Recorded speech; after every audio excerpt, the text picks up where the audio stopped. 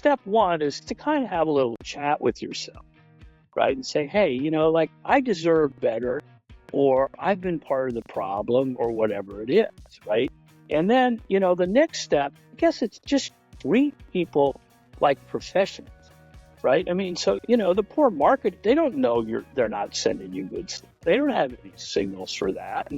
And so if you call them up and, and I say, Sean, it's Tom over in sales. Why do you keep sending me this crap, you dope?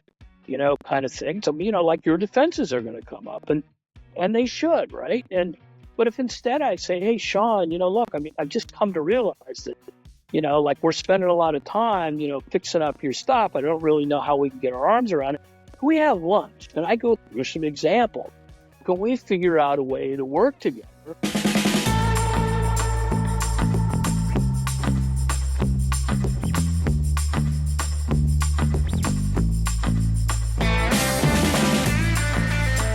Thanks so much for joining another edition of the never-ending climb for a stronger supply chain and procurement for companies running SAP. Today, we have the enormous pleasure being joined by Tom Redman, the data guy. And Tom has made it his life's work to go and help organizations wrangle and herd these cats called data. And it's so great to have you here, Tom. Thank you so much for joining. Yeah, thank you for the invitation, Sean. I'm looking forward to our discussion. So talk about how, we all know data is not an IT problem.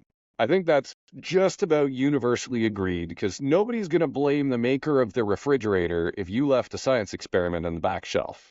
That's not the refrigerator. That is the owner-operator. IT supplies the refrigerator. The owner-operator is in the department outside of IT. But there's things that So Sean, by the way, but I mean, let me just point out, that was a big win. Right? So you go back 20 years ago, and practically everyone would conclude that the data is IT responsibility. And they tasked IT with doing a lot of things around quality and so forth that IT couldn't handle, right? Yeah. And so myself and a bunch of others were really pushing hard on no matter what. First step is get responsibility for data out of IT. Okay. Because they can't own it. It's not theirs. It's not theirs, right? It comes from the business. And as you say, I mean, it's not Frigidaire's responsibility when you put in your stuff. That stuff is yours. But I don't want to lose track of it. Experiment or fresh, it's yours. Right. That was a big battle, and I don't think we completely won it, but we certainly made headway. There's some holdouts for sure. The arguments have gotten pretty darn thin for blaming the fridge maker for the science experiment. So there's still, even past that, even for those that have gotten past that first gate, and they're now into sometimes a little bit of hesitancy, fear, anxiety, just they're not entirely ready to dive in and do something about it. What do you associate that with? I mean, we're talking about people, or are we talking about companies? Yeah, I guess the people within the companies. Yeah, people within companies. Well, look, I mean, there's just something that's maddeningly abstract about it, right? It's not like you can take a look at it and really see it, right? There's things around, customer, and you kind of get it, but you don't. It's poorly defined, and it seems very, very slippery, right? And there's all this stuff now about big data and data scientists. Right. And, for a lot of people, statistics was my least favorite class in college and so forth. And so, so there's just like lots and lots of little factors that have conspired in different, each individual is different. Right. But, to make them reluctant to get into. And for me, I mean, the most, important thing that I've sort of observed, I'd like to say I figured, but I just, observed is really how great it is for people when they have the courage to dive, right, and get into data. And the first thing they can do is it is observably true that everybody is both a data customer, meaning they use data from somebody else, and they're a data creator, and they're creating stuff, other people use. And now nobody thinks of themselves in that way. But if you hold up a mirror, you can say, yeah, I am in those roles. What does it mean for me to be in those roles? And if you start like just saying, oh, well, as a data customer, I had to do the same kind of stuff I did when I was shopping for a car, right? Kind of thing. I had to figure out what I really need. Right? I had to see if this stuff is meeting my needs. If it's not meeting my needs, I had to talk to the dealer. I had to, talk to the equivalent of the dealer and see if I can get better stuff around. And so that's something literally everyone can. Um, Yeah. you've already got the skills to be a customer. On the other side of that, well, gee, I create this stuff. I just seem to throw it over the wall. Who cares, right? Does anybody care? Do they use it, right? What do they need? Am I doing a good job for them? And so, figuring out who uses your stuff and reaching out and talking to them and just, hey, Sean, I know you use my stuff. Am I doing what you need? And chances are you'll scratch your head kind of like this and say, well, I never thought of that, Tom. And then, well, let's go have lunch and talk about it, right? And so these kind of roles, right? I mean, they're simple and basic, and they're the most important roles in all of data, right? Far more important than data scientist or, big data wrangler or data modeler or anything like that. And the people, and I mean, there's tens of thousands of them by now, but have stepped into these roles. Almost all of them have been glad they did. Right? They Yeah. set a new direction. They make their jobs easier. They make their teams perform better, and it's way more It's like fun. they're on this never-ending climb and they just took 20 pounds out of their backpack. Yeah, that's a good way of describing it. But also, it's just as effective in your personal life. I don't know how it was where you were when COVID started, but, around here, nobody could get toilet paper. It's kind of like, when are you going to have toilet paper? And when the answer was, I don't know, it's, come on, you could do way, way better, uh, Yeah. kind of thing. So, Yeah. Supply chain is best when you have the data and you can trust it. I love that idea of leaving things better than you found it. And sometimes, if you're not deliberately changing something, you are accepting it as it is. You are tolerating it. And that's in many ways the same as buying it again. So, as a company, you are buying your data again every time you tolerate it in whatever state it is, whether you've got a science experiment in the fridge or whether it's all fresh and clean. The idea that you tolerate or accept the status quo without changing it, to me, is one of the things that people really get stuck on. right. And one of the first things that I see leaders do, and I think you've seen the same thing, is they ask for help. Because sometimes the data that they are a customer of, they are not the creator of, they need somebody else's help. And there's often the right way and the wrong way to ask somebody else for help when you are their data customer and they're creating something that you end up consuming. Because nobody wants to eat that thing from the back of the fridge that's been there for 6 months. They want the fresh one. So, how do you recommend people ask for help? What would you see as the right way and the wrong way? Yeah. I mean, let me take that, that full example, because what you described is just exactly what is happening to almost everybody in one way, shape, or form. I kind of like to tell the story about, like the salesperson. It could just as well be about the procurement person. But, the salesperson comes in and they've got this job. They're supposed to make a bunch of sales calls every, and they look at the leads, and the leads have come in for marketing, and they're not very good. So they spend the whole morning cleaning up the leads so they can go out and make the call. And okay, well, that you had to do that today. I mean, I sort of get, you got KPIs to me. But if you accept it again tomorrow, you're doing just what you said. You're becoming part of the problem, right? Yep. You are signaling to marketing that whatever they are sending you what they are sending you is not what you need. And so step one is to kind of have a little chat with yourself, right? And say, hey, like I deserve better, or I've been part of the problem, or whatever it is, right? And then, the next step, I mean, is treat people like professionals, right? I mean, so, the poor marketing, they don't know they're not sending you good stuff. They don't have any signals for that.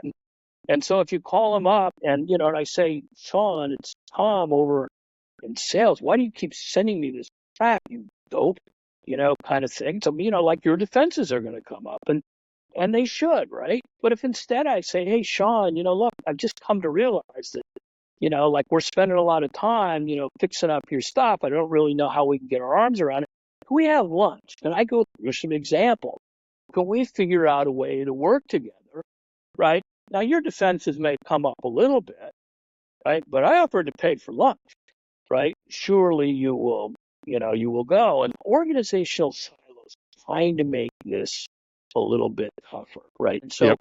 the point is to get outside the silos, and sometimes it's get outside the company's walls. Start with the tone that other person wants to do their job.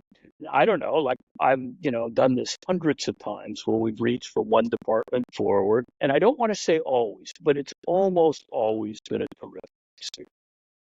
Okay. Yeah. It's No so special rare. training required, right?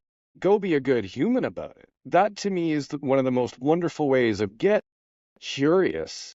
And I often encourage people to consider that if you're feeling frustrated, try to park that feeling for a second and get curious about why. Get curious about what it is that is leading to that frustration and who can help you. And when you go to that other team and you say, hey, listen, I really like your help. And you can kind of get around the problem and bring that other person with you and go like, hey, there's this problem over there. Do you see that? I want your help. Can we work together to solve that? They might be a tiny bit defensive, but man, it's when you're curious and asking for help and being kind about it, that is pretty darn hard to be upset about because it's so rare to find somebody that's actually applying weaponized incompetence to make some of the department's life miserable. Right. I mean, look, That's an HR issue. yeah. I mean, you said it exactly right. The most frequent response is, we didn't know you needed that. We can Yeah. do better. Right. And, sometimes you have to put some metrics in place and formalize quality improvement and that kind of thing. But it depends on the scale you're doing this. So if you're doing it, if you and I are doing it, or our teams are doing it, it's informal. If we're trying to do this, an entire company, well, then you need some management infrastructure to make it go away. You sort of need raison d'etre, like, my first time right, or, it's making everybody's life easier, or something like that, right? In your back of your head, you may be going, oh man, I want to quit cleaning up other people's crap, right? But, Yeah. that's probably not the face to put forward. Right. That Right, comes from that feeling of frustration rather than curiosity. And I right. also, I was thinking about this kind of couple of questions. Like you said, you can have this conversation with yourself and imagining, number one, there's this look in the mirror moment of how can I help myself? And then the other one is when to get help and what traps you can end up falling into when you're trying to go get help. What sort of a story could you share to help that land of an example of helping yourself and then working with others well to go and avoid some of those traps that are maybe easy to fall into? Well, so look, I mean, that depends on what level, you're working. But let's just start at the individual level. And so, I may very well reach out to you and you go do some investigation and we're in the same company. And then, okay, you find out, well, you need a $500,000 capital investment, to make the changes, and you're perfectly willing to do it, but you don't have the budget. And I don't have the budget.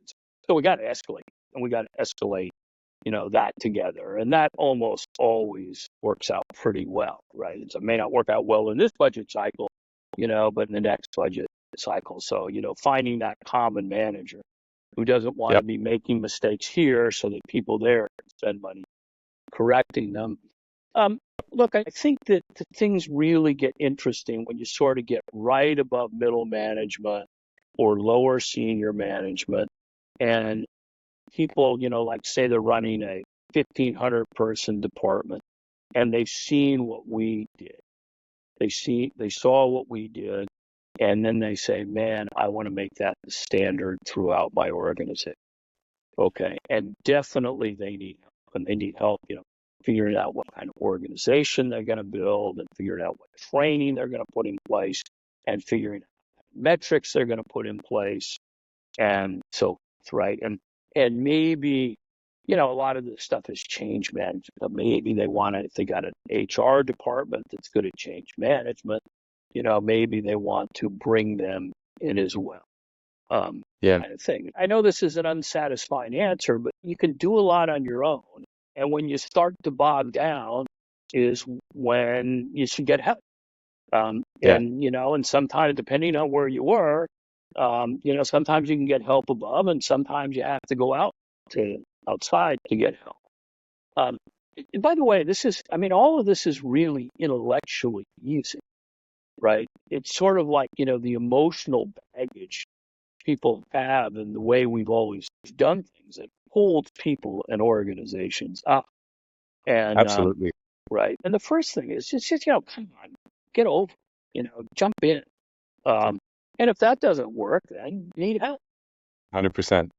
I love the idea that so much of it is within your own control, within your own team, within your own department, and we'll call it the working and playing well with others to go and ask for help to overcome things. And sometimes that needs a budget that might need to get a sponsor and roll into a budget cycle.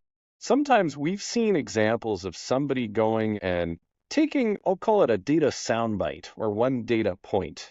And then this can sometimes cause some strife between different departments. Right. What kind of examples can you think of when we're talking about those sort of senior managers, senior executives that they have to report to the board?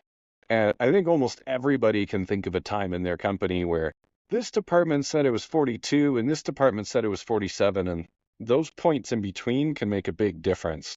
But there's a lack of clarity over which answer is correct. Yeah. Do you have a story to help that hit home for folks? Well, so look, it's a really, really good question. And I want to make this clear. Take 100 data quality, okay, and 80 of them can be solved by individuals working together, right? And then they get increasingly complex, and probably two or three of them are unsolvable, okay. But the best story I have to tell, like in that, happened to be with a consumer products company, and one department was reporting numbers up, and another department was reporting numbers up, and these were for market, okay. And whatever the difference was, they were significant that people really care, right? And what happened then was the departments started fighting with each other among whose numbers were better, right? And then some junior analyst looked at it and said, well, it looks to me like you measured market share at this point in the supply chain, and you measure it at that point in the supply chain. And once they pointed that out, the numbers made perfect sense, right? The numbers made, They were both right. they were both actually right. And so the point about this, Sean, is there's a bunch of problems that they appear as data problems, and at the root, they're really language, right? So data reflects the language we're using, and people are working here in the supply chain, think about it a little bit differently. Those that are working there in the supply chain think about it a little differently. And so that's an example of the kind of problem, that you really need senior attention to get it, right? It's perfectly Yep. fine that I have my numbers to do my work, you have your numbers to do your work. But we're reporting up, right? We have to agree on some common thing. You run into those problems all the time. Oh, right on. They get misdiagnosed as systems problems, right? Yeah. Right. But they're really, when you dig down, they're data It's problems rooted in language. Excuse me, language and interrupt. measurement. One of the other dynamics that I know can come up, I'm hoping you've got another story, maybe around the example of somebody that has a number to report and they've come to the conclusion that the number from another department was wrong. And they, to go and fix the number and how they handle that. And that maybe there's an example of how to handle that sort of situation well versus how they could handle it even better. So look, versions of that happen all the right. Versions of that happen all the time, and I sort of have a synthesized story that's made up of a lot of real stories, but it involves a woman I call Stephanie, right? And she's kind of like, she's like fast track, right? She's getting the assignments, and in 10 years she could be in senior leadership. And so, the story unfolds the day before she's giving her first presentation to the board, right? And she's, calmly reviewing her presentation, and her assistant pops his head in and says, I'm sorry, boss, something in your numbers for the widgets doesn't look right. And, she turns white, ashen, right? She says, what am I going to do about this, right? I can't take bad numbers to the board. And she says, well, he said not to worry. I got a guy over there, kind of thing. I mean, everybody sees this is exactly how it unfolds. He comes back an hour later and says, well, I fixed up the number, kind of thing. And she goes off to the board presentation. And just very naturally, the board presentation goes great, right? The number and the discussion of interest is the widget department number. And she, talks about it and everybody's happy. The board liked her. She liked the board. And then she comes back and she's on cloud nine and she says to her assistant, she tells them about the meeting. And then she says, take the rest of the day off. $2,200 on the spot award, right? Dinner tonight. Evidently, the story didn't take place in New York City, kind of thing. Anyway, and so he's getting ready to leave. And before he leaves, she says, we ought to check the widget department's numbers every month, right? And on the one hand, like most people, they think about this story and they feel pretty good for her, but and they can always see every step she took kind of made sense, except in aggregate. Now she's taken responsibility for the quality of something she knows nothing about. And she didn't do things like reach out to her colleague. And she didn't say, hey, there's a problem in the corporate system, right? She didn't offer to lead an improvement project, right? She kind of, just fell into this trap. I call this the Stephanie trap of dealing with bad numbers, react, right? And even systematizing that. And so the way you expect her, if she's, a leader, right, and really want to be a leader is I don't falter the day before a presentation, but the minute she gets back and that stress is gone, she's got to talk to her colleague, right? She's got to talk to her colleague. Look, this is what we found. This is what I did, right? This is what I did because I was going to the board. Who knows? They may be next up with the board and they're going to show a different number, right? So she's got to be completely transparent, right? She's got to offer to help, get to the bottom of it if she can. And I don't know. I mean, personally, I sometimes, tell people is number one, don't fall into the trap. And number two, be the Stephanie you want her to be, no matter what job you have. Yeah. I don't care what level you're at. Like I think that's the example, the kind of story that you were asking about there, right? She And it needs to go and say, hey, I found this, and let's take a look at this together so that we're all working off the same page. we're all working off the same. That's exactly right. And frankly, look, I don't. Now I told the story. She's an up and comer. I don't think that what we've asked her to do is too much to ask of anybody at any level in the organization. And in fact, you started this discussion on by saying, don't be part of the problem. She is part of it, right? And If she doesn't go to her colleague, then she's part of the problem. right, and she is making it worse. I mean, in some respects, it's disrespect. So it's, it's not about being a good leader. It's just about being a good human being. Yeah. I know it's so, so important. That roundabout way of looking at being a good data customer and being a good data creator and being part of the team and making sure that we don't accidentally create data silos that argue with each other over whose number is right, because that is the kind of toxicity none of us can afford, Right. deliberately or accidentally. Yeah. So I think that's so much wisdom to unpack there, Tom. Thank you. Yeah. Thank you. So I'm hoping, if you're considering getting help with data, Tom is one of the top experts and is highly recommended and respected in his field. And I'm grateful for you joining today, Tom, and sharing your wisdom and experience. And for all of you watching, thank you so much. This has been another edition of The Never Ending Climb for a Stronger Supply Chain and Procurement for Companies Running SAP. See you next week. Thanks, Tom. Thank you, Sean.